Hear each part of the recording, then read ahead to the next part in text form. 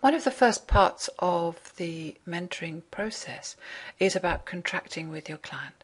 So what's that all about? What sort of contracting may you want to consider doing?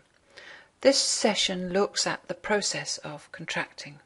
So the objectives of this session are that by the end of it you'll be able to explain the role of contracting when mentoring, evaluate ways of managing expectations, and assess the considerations for setting up the process.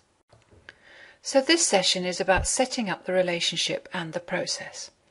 Why is some form of contracting between the mentor and the client important? Well, firstly, it's important to ensure that all the parties are in agreement about the relationship. This is about managing expectations and making sure that everyone is clear about what is going to happen. It's also important to ensure all parties are aware of their responsibilities in the process, so that mentor and client and everybody else involved knows who is responsible for what. Contracting also helps to set boundaries for ultimate effectiveness. Understanding where the boundaries are from the beginning helps to ensure the success of the mentoring.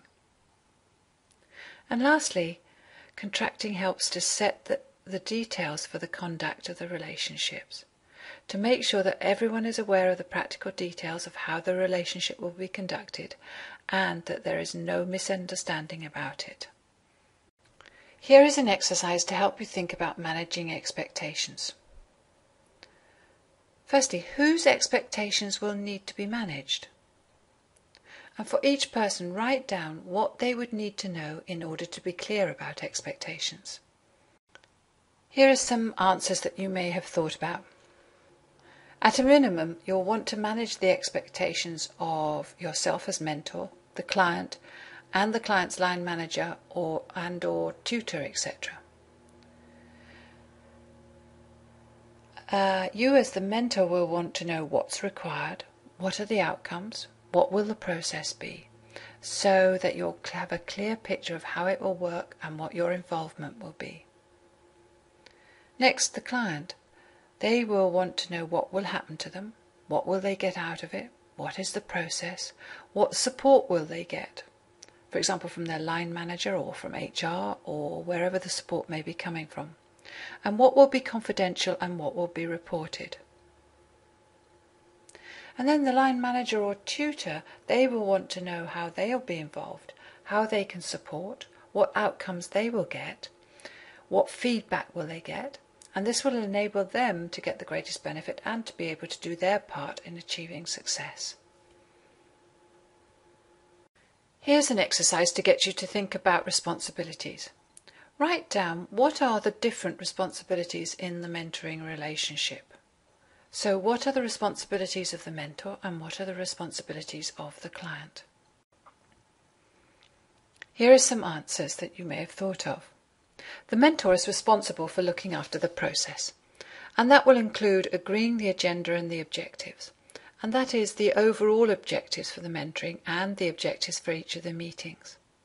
And then they are responsible for using all their skills and experience to help the client come up with a way to move forward with their goals. They should only commit to being a mentor if they are prepared to do this. They are also responsible for empowering the client and, in a way, doing themselves out of a job.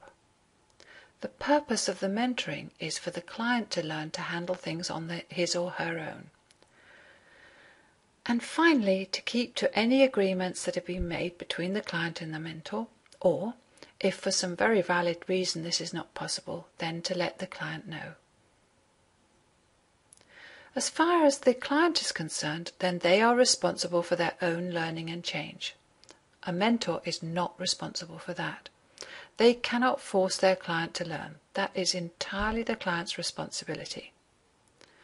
This is important for a mentor to remember. The client is also responsible for taking action. It is their results and their learning, and so they take the action.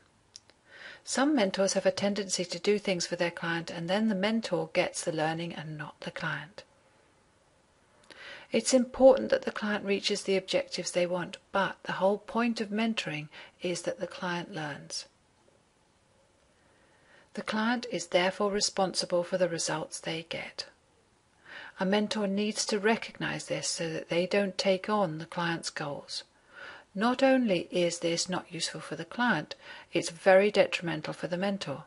I have come across a few very stressed mentors who think it is their responsibility because the client is not achieving results and the mentor then takes over.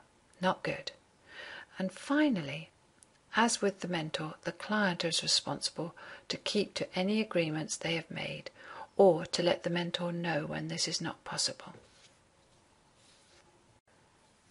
It is useful to set boundaries at the beginning of the relationship. One is to be very clear about when and how you can be contacted. Will this be strictly in working hours, for instance, or are you happy to be contacted at other times? I've spoken to mentors who haven't done this only to find that their client has phoned them up at home at very awkward times when they didn't want it. Be very clear with your client about what things you can help with and those that you're not comfortable with. This helps because then you can always refer them on to someone else, but at least the client knows where he or she stands. It's important that the client knows when you meet or talk on the phone how much time you have available so that they can make the best use of the time you have. Do ask about any boundaries that they may have. For instance, I've mentored clients who didn't want anyone else in the organisation to know that they were being mentored, or that they didn't want to be contacted at home, etc. And finally, another thing you may want to consider, and that is if in your particular circumstances a written contract would be helpful for both parties. Here is an exercise to help you think about how contracting would vary depending on the client. Think of someone you may mentor. Write down what, for you and your client and the situation, would be very important as far as contracting with this person is concerned.